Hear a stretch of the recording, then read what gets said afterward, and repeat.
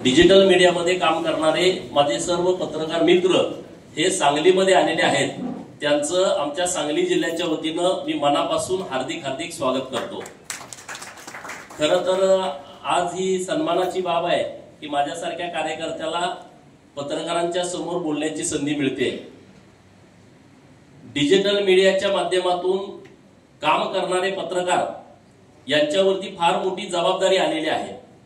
कारण तुम्ही बघितलं की भारताची पत्रकारिता ही केवळ नुसती बातमी पोहोचवण्याचं साधन नाही आहे, तर आता त्यांच्यावरती एक मोठी जबाबदारी आलेली आहे. देशाच्या परिवर्तनामध्ये, सामाजिक परिवर्तनामध्ये, शैक्षणिक परिवर्तनामध्ये, राजकीय परिवर्तनामध्ये एक ठाम भूमिका घेण्याची जबाबदारी ही तुम्हा सर्व मित्रांच्या वरती आलेली आहे.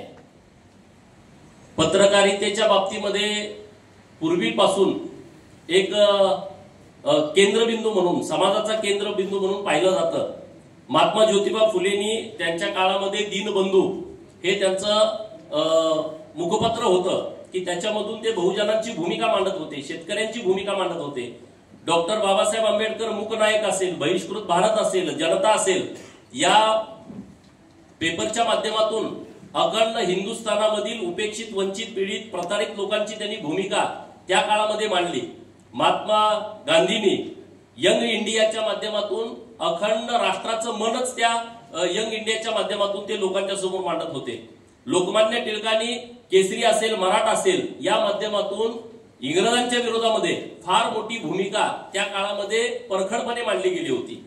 अरविंद घोष यांनी वंदे मातरम असेल, द हिंदू असेल, अशा वेगवेगळ्या माध्यमातून या देशामध्ये स्वातंत्र्यपूर्व काळामध्ये आणि स्वातंत्र्याच्या नंतर सुद्धा खूप मोठी भूमिका त्यांनी घेतलेली आहे.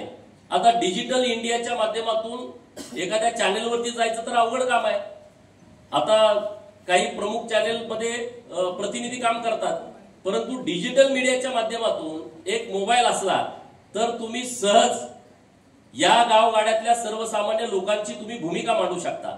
सर्वेनुसार जर या भारतामध्ये बघितलं तर 80 कोटी लोक इंटरनेटचा वापर करतात आणि त्यामध्ये 60% लोक ही ग्रामीण भागातली आहेत.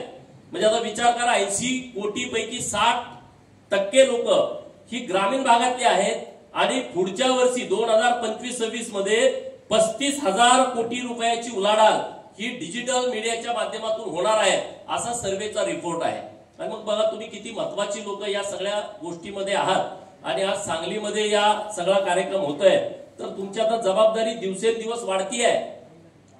पत्रकारितेच्या माध्यमातून गावगाड्यातला माणूस ज्याला आवाज नाही तो वाट बघतोय तुमची की हा माणूस कधी येईल आमच्याकडे, आमची भूमिका मांडेल, आमच्या गोष्टीचा आवाज करेल.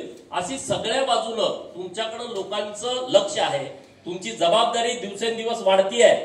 त्यामुळं फेक बातम्याचं पण एक जबाबदारी आहे की बाबा फेक बातम्या देणारी काही लोक आहेत, त्यामुळे ही मीडिया बदनाम होतीये. तर आपण जबाबदारीनं या सगळ्या विषयामध्ये सगळ्या गोष्टींना लक्ष देण्याची नितांत गरज आहे, आवश्यकता आहे. चंद्रकांत दादांसारखं नेतृत्व आपल्या या संघाच्या पाठीमागे आहे. संजय भोकरे साहेबांना त्यांचे अत्यंत जिव्हाळ्याचे संबंध आहेत आणि दादा जिल्ह्याचे पालकमंत्री आहेत आणि त्यामुळे बऱ्याच गोष्टी करण्यासारख्या आहेत. न मागता पण देणारे दादा आहेत, मागून तर देतील पण न मागता सुद्धा देणारे दादा आहेत. कारण अत्यंत सगळ्या गोष्टींमध्ये ते आम्ही आता त्यांना 10-12 वर्षापासून बघतोय, तर इतकं धुरंधर नेतृत्व आहे, दानशूर नेतृत्व आहे आणि कुठल्याही गोष्टीमध्ये निर्णय घेण्याची क्षमता प्रचंड दादांच्या मध्ये आहे. क्विक निर्णय, ते नंतर या परत बघू, मग तुम्ही आता अर्ज दिलाय नंतर, असं काहीच नाही. आणि त्यामुळं भोकरे साहेबांचं जी काही भूमिका असेल पत्रकार भवनाच्या बाबतीमध्ये ते दादा त्यांच्या भाषणामध्ये बोलतील. परंतु दादा या डिजिटल मीडियामध्ये काम करणाऱ्या पत्रकारांचा एक आरोग्य विमा हा एक विषय अत्यंत महत्वाचा आहे. कारण हे सगळीकडे गावगाड्यात फिरत राहतात, त्यांना एवढं कुठलं प्रोटेक्शन नाही किंवा एवढ्या मोठ्या प्रमाणामध्ये त्यांच्याकडे कुठल्या सुविधा नाहीत. आता युट्यूबवरती तुम्ही बघितलं किती हे मोदी साहेबांच्यामुळे शक्य झालंय. 2014ला डिजिटल इंडियाच्या माध्यमातून मोदी साहेबांनी घोषणा केली की हा भारत डिजिटल इंडिया झाला पाहिजे. आणि डिजिटल इंडिया होण्यामध्ये आधार कार्ड, नंतर मोबाईल आणि तिसरं नेट, याच्या पलीकडे काय नाही. आज इतकं जग जवळ आलंय. आम्ही गावात गेलो, खेड्यात गेलो, एखाद्या बाजारात गेलो, तिथं कांदा विकणारी, बटाटा विकणारी मावशी जरी असली तर तिच्याकडे तर डिजिटल पेमेंट करता येत आहे.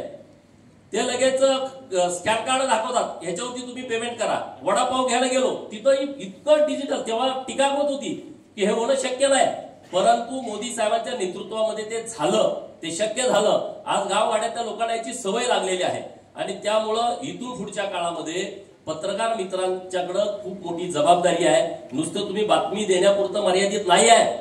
तुमच्याकडं आता या महाराष्ट्रामध्ये, देशामध्ये जे सत्य आहे ते समोर आणण्याची एक मोठी जबाबदारी आलेली आहे. संवेदनशीलतेच्या दृष्टिकोनातून तुम्ही प्रत्येक विषयाकडे बघण्याची एक मोठी जबाबदारी आलेली आहे आणि ती जबाबदारी पार पाडण्यासाठी महाराष्ट्राच्या कानाकोपऱ्यातून आजच्या या अधिवेशनामध्ये तुम्ही सर्वजण आलेला आहात. मी मनापासून तुम्हाला खूप खूप शुभेच्छा देतो, सदिच्छा देतो की तुमच्या हातून खूप चांगलं काम या महाराष्ट्रासाठी, या देशासाठी आणि नवनिर्मितीसाठी व्हावं, अशा पद्धतीच्या मी शुभेच्छा देतो आणि थांबतो.